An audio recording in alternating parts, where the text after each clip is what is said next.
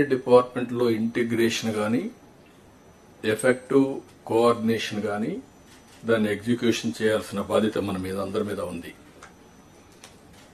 Once in 3 months collectors conference పెట్టుకుంటున్నాం. అదే సమయంలో various times once in 20 days or 15 days cabinet meetings పెట్టుకుంటున్నాం. Agenda విని చేస్తున్నాం, డిపార్ట్మెంట్స్ అన్ని రివ్యూ చేస్తున్నాం. అప్పుడప్పుడు కాంప్రహెన్సివ్ సమీక్షలు కూడా చేసుకుంటూ అందరం కూడా ఎఫెక్టివ్ గా ఒక కోహెసివ్ గా ముందుకు పోవడానికి ఇలాంటి కార్యక్రమాలు మనకు వస్తాయి. ఈ brain storming session I can say it is a brain storming session and reorienting hour cells. ఏం చేయబోతావు క్లారిటీ రావడానికి సమావేశం పెట్టుకున్నాం. 8 నెలలుగా ఎగ్జాక్ట్ గా నేను ఎవ్రీ అవర్ క్యాలిక్యులేట్ చేసుకుంటున్నాను. బై టుమారో 12వ తారీఖు నేను ప్రమాణ స్వీకారం చేసి 8 months అవుతుంది. కొత్త గవర్నమెంట్ వచ్చి 8 months అవుతుంది. ఇచ్చిన తీర్పు కూడా మీరు చూస్తే ఒక హిస్టారికల్ మ్యాండేట్ ఇచ్చారు. ఇటీవల కాలంలో ఎప్పుడు కూడా ఇలాంటి మ్యాండేట్ రాలేదు. 93% స్ట్రైక్ రేట్.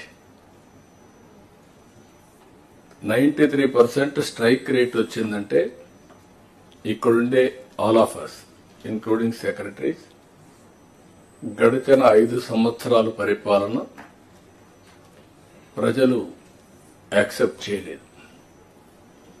అందుకనే టోటల్ గా రిజెక్ట్ చేసి మళ్లీ ఒక న్యూ హోప్స్ పెట్టుకొని ముందుకు వచ్చే పరిస్థితికి వచ్చారు.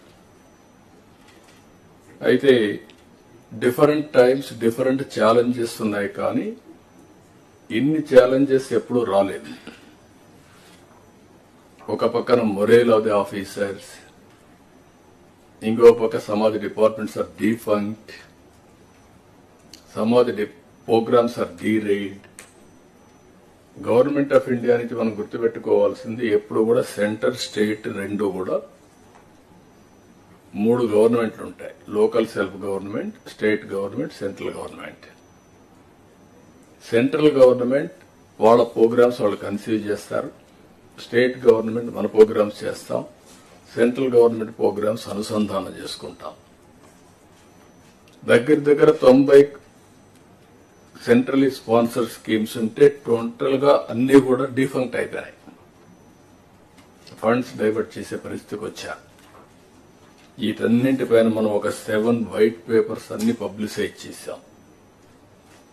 పబ్లిక్ కూడా మనం గుర్తుపెట్టుకోవాల్సింది, ఒకసారి పనిష్ చేశాం, మీరు వచ్చారు, మొత్తం సరిచేస్తారనే ఉద్దేశంతో మీకు మ్యాండేట్ ఇచ్చామనే అభిప్రాయంతో ఉంటారు. అది ఉన్నప్పుడు మనం ఎక్స్ట్రా ఎఫర్ట్స్ పెట్టాల్సిన బాధ్యత మనందరిపైన ఉంది. అందుకే